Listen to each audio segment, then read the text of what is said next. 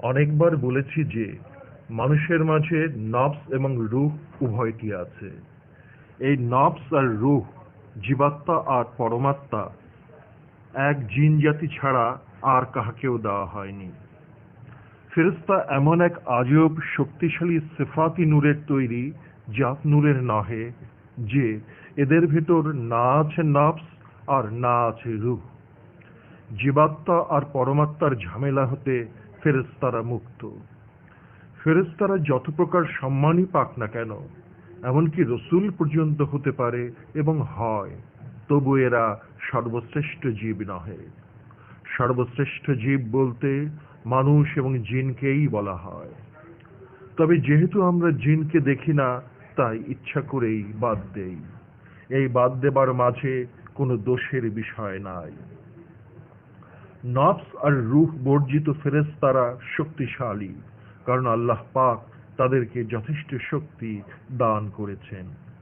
এমনকি ফেরেশতাদেরকে রসূল রূপে পাঠিয়ে থাকার ঘোষণাটি কোরআনে সূরা ফাতির ও সূরা হজ ও সূরা আনকাবুতে দেখতে পাই। কিন্তু ফেরেশতাদেরকে কোরআনের একটি আয়াতেও নবী বলা হয়নি, কারণ নবী হলেন সর্ববিষয়ের কেন্দ্রবিন্দু। কেন্দ্রবিন্দুতে ঝড় থাকে না। নবী কেবলমাত্র মানুষ হতেই বানানো হবার দলিলটি পায়। সুতরাং মানুষের পায়রবি করার জন্যই ফেরেশতাদেরকে বানানো হয়েছে।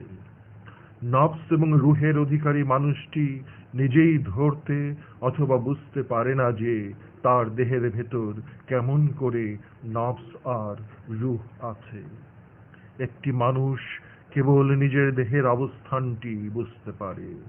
ক্ষুধা, ঘুম, যন্ত্রণা, হাসি, আনন্দ আর সম্মান বিষয়গুলো বুঝতে পারে এই দেহ নামক জীবন্ত কবরে অবস্থান করার দরুন। একটি মানুষ বুঝতেই পারে না অথবা বুঝতেই চায় না যে এই জীবন্ত দেহটাই জীবাত্মার কবর।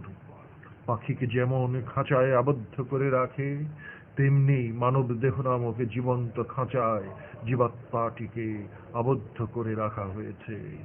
তাই মানুষ রহস্য লোকে থেকেও এই দেহের বিভিন্ন অঙ্গ প্রত্যঙ্গ থাকার দরুন বাহিরের সব কিছু বুঝতে পারে, কিন্তু জীবাত্মাটির বিষয়ে সম্পূর্ণ অজ্ঞ থেকে যায়।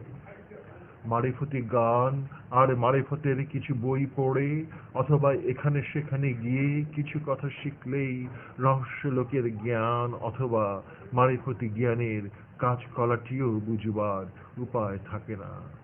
বুঝবার একমাত্র উপায়টি হলো সেই পীরের কাছে মুরিদ হওয়া, যিনি এই রহস্য লোকের জ্ঞান হাসিল করতে পেরেছে। অন্যথায় অনুষ্ঠান উপাসনার ভরং চরং দেখিয়ে যারা পীর সাজে, তারা রহস্য লোকের জ্ঞান বিষয়ে অন্ধ। আর এক অন্ধ অপর অন্ধকে কেমন করে পথ দেখাবে? পথ দেখাতে গিয়ে দুজনাই গর্তে পড়ে যায়, এবং গর্তে পড়াটাই স্বাভাবিক। নির্জন বাস আর বছরের পর বছর মোরাকাবা করার নিয়ম কানুনগুলো শিখিয়ে দিতে হবে। মোকাম আর লতিফার সূক্ষ্ম বিষয়গুলো শিখিয়ে দিয়ে নির্জন বাসে ধ্যান সাধনার পথটি দেখিয়ে দিতে হবে, এবং সেই সঙ্গে মুরিদকে বলে দিতে হবে যে এতদিন আমার কথা মতো ধ্যান সাধনার মোরাকাবাটি করে যদি রহস্য লোকের কিছুটা জ্ঞান অর্জন করতে না পারো, তবে আমাকে ফেলে দিয়ে অন্য পীরের মুরিদ হয়ে যেও। আজকাল পীর সাহেবেরা এরকম কথাটি যে বলতে হবে মুরিদকে, তাও জানে না। কারণ যিনি পীর হয়েছেন তিনি জীবনে মাত্র একটি 4 মাসের মোরাকাবা করেন নাই। যিনি মোরাকাবাই করেন নাই তিনি আবার কেমন করে পীর হন? ধর্মীয় বই পড়া, প্রচুর বিদ্যা দিয়ে বিদ্বান হওয়া যায়, কিন্তু রহস্য লোকের জ্ঞান অর্জন করা যায় না। রহস্য লোকের জ্ঞান যিনি অর্জন করতে পেরেছেন, সেই রকম পীর সাহেব ছিলেন হযরত বাবা শামসে তাবরিজ।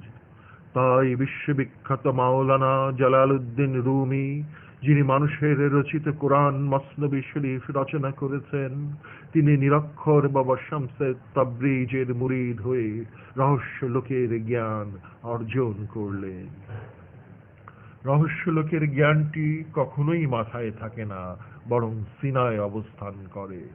সুতরাং মাথার জ্ঞানটি দেহ মনটির সাময়িক চাহিদা মেটাতে চায়।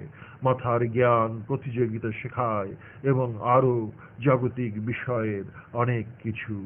কিন্তু সিনার জ্ঞান যে রহস্যলোকের জ্ঞান, জীবাত্মার পরমাত্মার জ্ঞান, সেটা বাবা শামসেদ তাবরিজ মাওলানা রুমিকে শিখিয়ে দিতে পেরেছিলেন বলে মাওলানা রুমি অকপটে স্বীকার করে লিখে গেছেন যে মাওলানা রুমি নিজে নিজে কামেল হতে পারেননি, বরং যতক্ষণ পর্যন্ত না শামসেদ তাবরিজের গোলামি গ্রহণ করেছি। গোলামি গ্রহণ করার মানেই হলো পীরের কথা মতো ধ্যান সাধনার মোরাকাবাটি করা। আজকাল এরকম পীরের বড়ই অভাব। আজকাল কেবল দোয়া তাবিজ, ঝাড় ফুঁক আর দুনিয়াবি উন্নতি কেমনে হবে, কেমনে শত্রু দমন করা যাবে, কেমনে প্রেম করে মেয়ে ভাগিয়ে আনা যাবে ইত্যাদি লজ্জাজনক বিষয়ের পীর দিয়ে ভরে গেছে।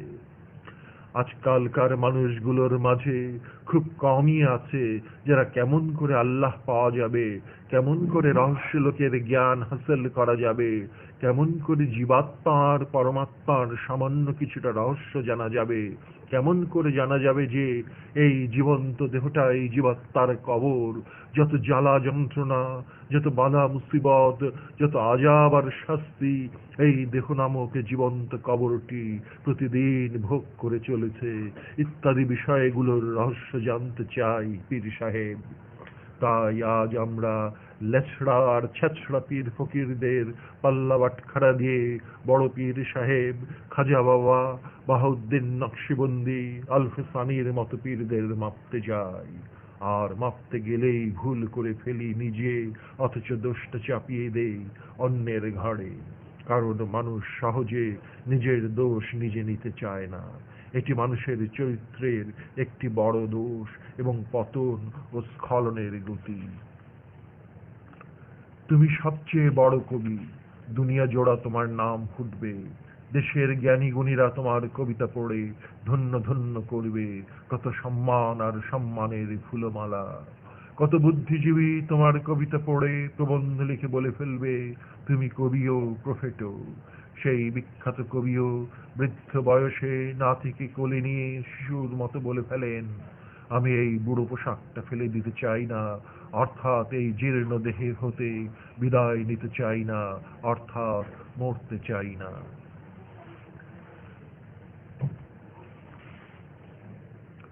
ভগবান শ্রীকৃষ্ণ যতবারই যত রকম ব্যাখ্যা দিয়ে বলুন না কেন যে তোমার এই দেহটি জীবাত্মার সবচেয়ে নিকটতম পোশাক, পরিধানের পোশাকটি দুর্বল হয়ে গেলে যেমন তুমি নিজেই ফেলে দাও, মৃত্যুটাও সেরকম দুর্বল দেহ পোশাকটি ফেলে দেওয়া।